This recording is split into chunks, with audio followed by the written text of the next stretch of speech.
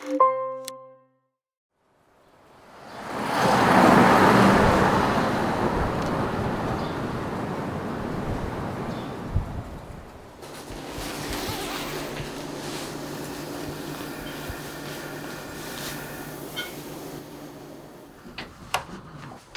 we're squared away.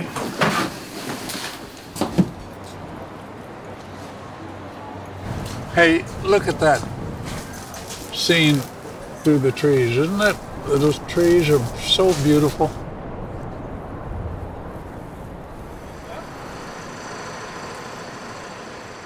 You want to draw that scene over there with the trees in front of the brownstones and the stairs and the cars and the street. So you want to make a cover out of that. You got to look at it. You got to sit and look at it. Nobody would ever photograph it the way I would see it as a cover.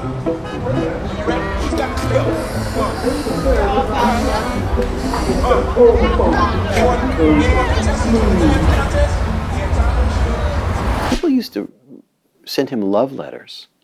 For years and years, George Booth would get letters from female readers proposing marriage to him. He was beloved. He's been beloved for decades here. George Booth is a brilliant cartooning that has been a hallmark of The New Yorker for 50 years. I've loved and known George Booth's cartoons my whole life. His style is so distinctive. There's one that's sort of famous. It's a yard sale cartoon where it's this woman and she's just surrounded by tables that are like piled high with crap. And then she goes, "There's more inside." And you say, I bet there is. This one, the elephant is just lying down, and the trainer is saying, "It seems like some days I make a little progress, then other days it seems like I'm not getting anywhere at all." I mean, that is life. I had sudden onset of very close to fatal congestive heart failure. All of a sudden, I was dying.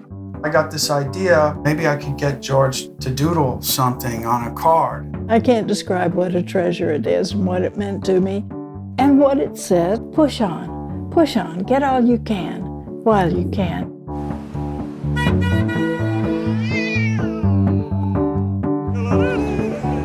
That's the whole schmickege we're talking about today.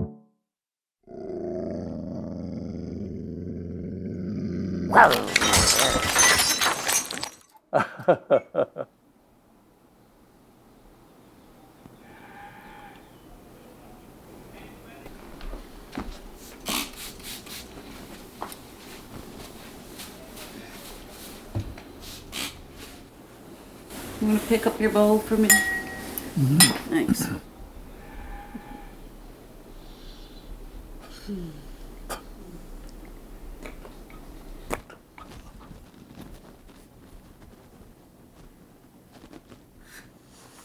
Darn feathers.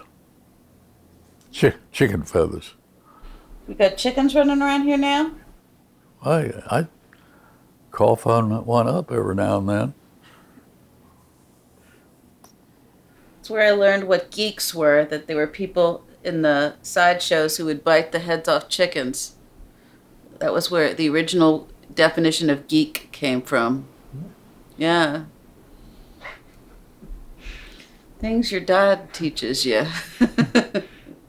My daughter just was throwing a bunch of newspapers out, and I looked through the plastic bag, and I had a star on the Wall Street Journal and the Times and other papers, and I'm not pointing a finger at you, Sarah. You just did. Those are 2-year-old newspapers, the ones that were being thrown out. Age doesn't matter on those papers, but I can pick a word out of 2-year-old newspaper and apply it to something I read or heard today, and I'm off and running. The section is business and finance. My note says, Dion, lift your eyebrows, ... and put on a happy face. Yeah. Close quote. Of course, he writes it on a newspaper and you can forget it. Throw this in with the In the pile? Fairfax form. Oh, yes. Where could I be set that. the type. that George has a long relationship with newspapers. There's no limit to words. Finding humor in order to reach your audience. I look for timely ideas, and I also inject my life from childhood on up.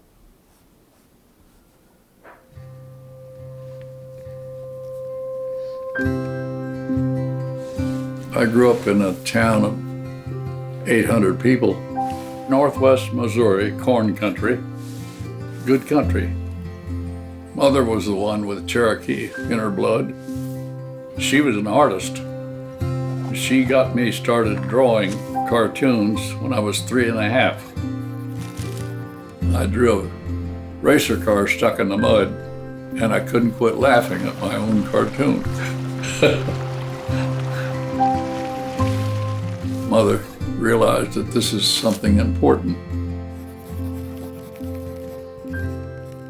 I had good people that I grew up with, family, teachers and farmers.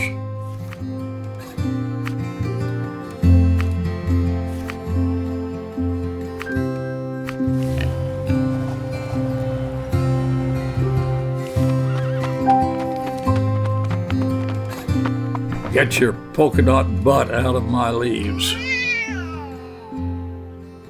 Abstinence.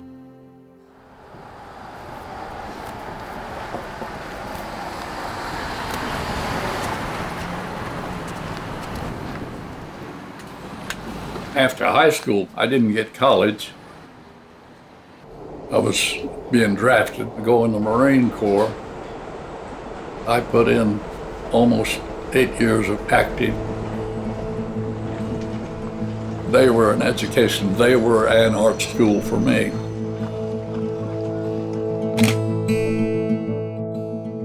I was staff cartoonist on Leatherneck, a magazine put out by the Marine Corps.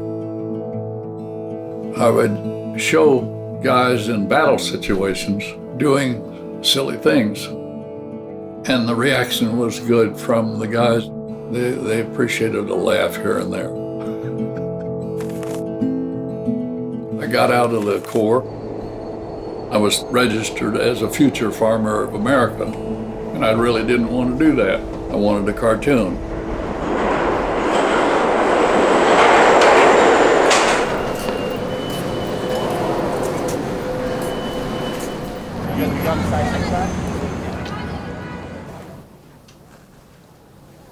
All right, this is the rough?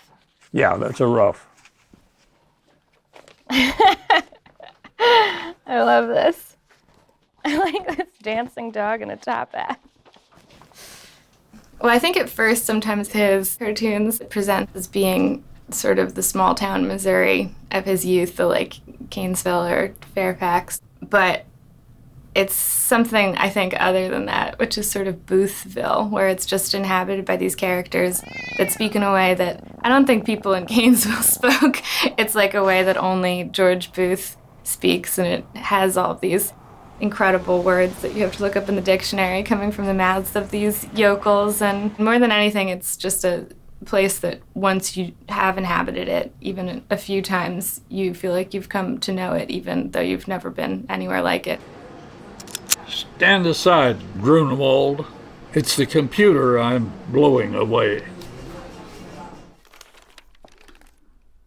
If there is plastic on your tray, recycle it.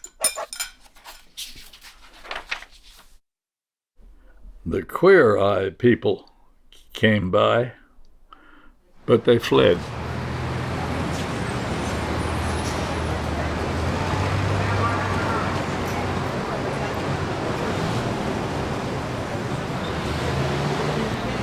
This is once in a lifetime to get together. And once is enough. You're right. You're looking good. And you're looking good. You're always looking good. Well, that would obviously be very good. Be together today. Good. Be together.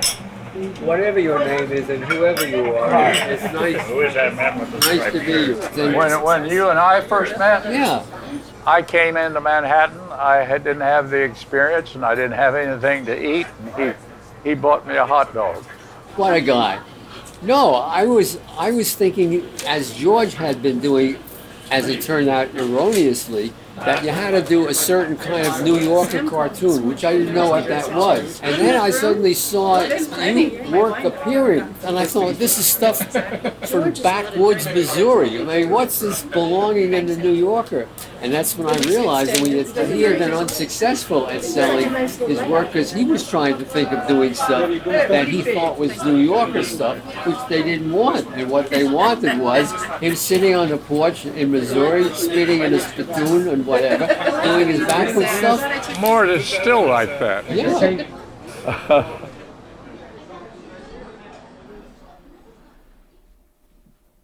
Did I hear the word action? Action. George was doing freelance work when I met him. He was living in a revolutionary house on Main Street in Cold Spring Harbor. He had a room. He said he couldn't bring me into the house because the people who owned the house didn't want him to have any visitors, not even men friends. That's what he said. Should I tell a story about the bedroom?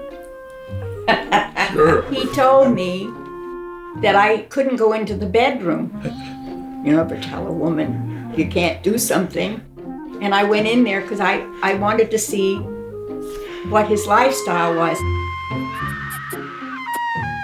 Then he said, and whatever you do, don't close the door.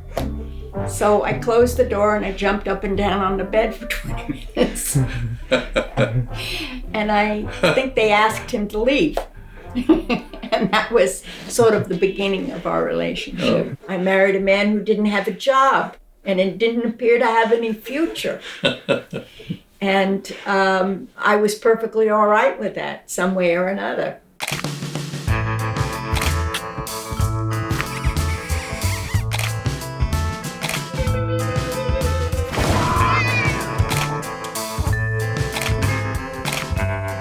We need each other, and we need to find the humor in things.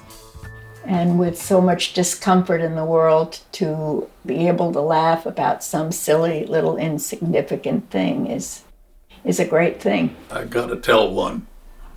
Do I need to hear it first? I was drafted in 44. Recruiting sergeant says, "What do you want to do in the Marine Corps?" I said, "I want to draw cartoons." I didn't notice there was a war going on. I was stationed in Hawaii. I was assigned to go down to the end of the company row and square away a 6-holer outhouse. So somebody came over and gave me a tank of oil to sanitize it. And you had a hose on it and you squirt everything where there could possibly be something impure.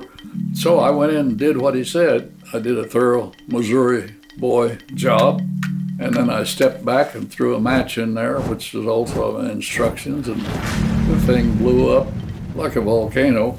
I heard the officer say, "Who in the hell did this?" Everybody pointed a finger at me. He said, "Throw him in the brig." Some guy stepped forward and he said, "Sir, there are no more brigs. They've all been torn down." So they answered that question by assigning me to a gully. So I spent 2 days in a beautiful Hawaiian gully. It was one of the nicest times I had in Hawaii. But war is hideous, and it keeps popping up, and people are hurt, and lives are hurt. And I think about it often. My colleagues thought I was crazy, but in the week of 9/11, when we were extremely, not only heartbroken, but we had to do our jobs, which is to say, put together this issue. What were we going to publish? I couldn't bear the thought of publishing cartoons that week. The first issue after 9/11, there was one cartoon that was mine. That was my mother. Mother prayed at times, and she showed me how to pray. She was sitting in a straw-bottom chair, kitchen chair, and then you fold your hands and you pray. We put it in because it was subtle. It wasn't on the nose. I mean, to make an on the nose joke about 9/11 would have been beyond stupid. But George's image worked. It somehow had a resonance and a meaning without being about 9/11. So there it was.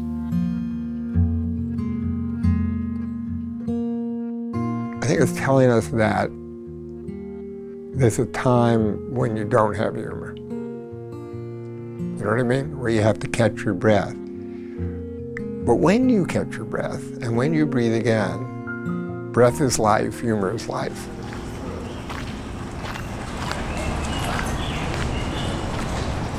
4, 6, 8, 9,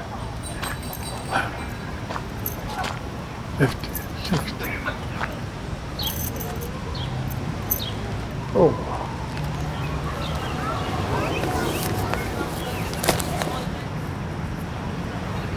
Here's a line. Yet the starkly different strategies of the candidates are straining the industry's bedrock notions of even-handedness. I would pick a word, even-handedness. It's an inspiration for a situation if you work at it. The boss is standing there. The boss is a big man, and he's rubbing his fist like this with a spark or two flying. And Arnie is flat out on his back, unconscious. The boss clobbered him, and the assistant is saying, "That's all right, Mr. Henderson. Hod Manrose deserved some attempt at even-handedness." And all of this is nothing except you keep going. You keep working toward a cartoon. Words are wonderful.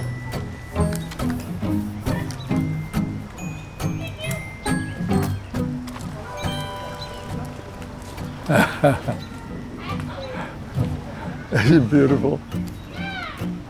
Your car will be right down, Mr. Lundquist. New York is a place of free spirits. Which pays better, crime or cartooning? Crime. No doubt about it. In fact, you don't have to go through lots of words. You don't have to just say crime.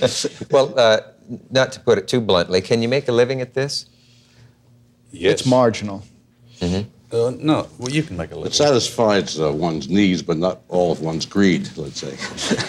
Watching this generation of the cartoonists I think of as the New Yorker cartoonists become old is really sad because they're published less in the magazine, and some of, like, as they stop being able to get to the office, they stop coming to the office, and I don't know how the older guys make a living. Like, did they save money? Do they have a pension? I don't know.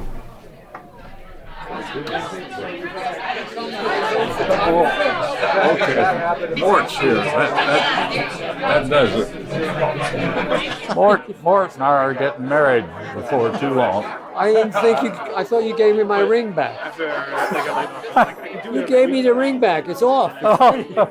Besides, I wanted a Jewish wedding, and you didn't, remember? Well, this is a party. Great to see you.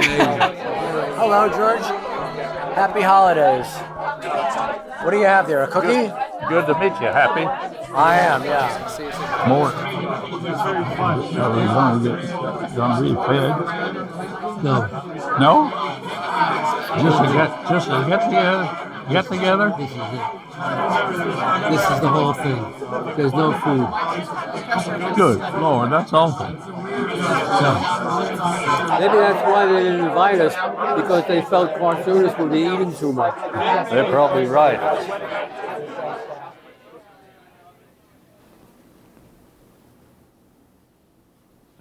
What's the hardest thing about aging? About aging? Yeah.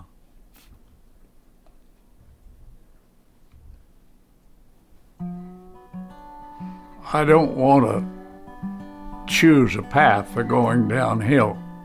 People do that, barely get around, and they're not as productive. I'd rather break new ground into something I never did before and stay alive in my work. To keep plowing the field, you got to work at it. Plant your seeds in there and something will grow. Finding humor, growing humor, there's nothing better. If you can come along with the right cartoon and quiet everything down by showing how silly it is, then you've accomplished something.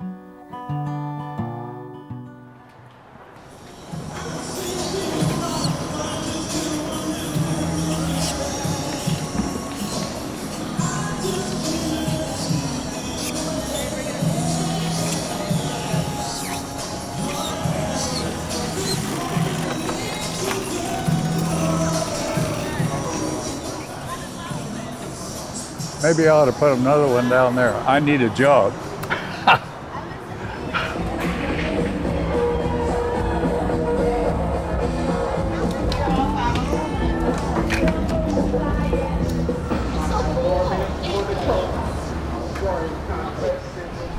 Gee, that is just wonderful. Proud of you. Yeah, and that's what Julius Winston speaks about. Who does? Julius Winston. Happy birthday! Oh my gosh. Somebody left the door open. Guest of honor gets first dibs.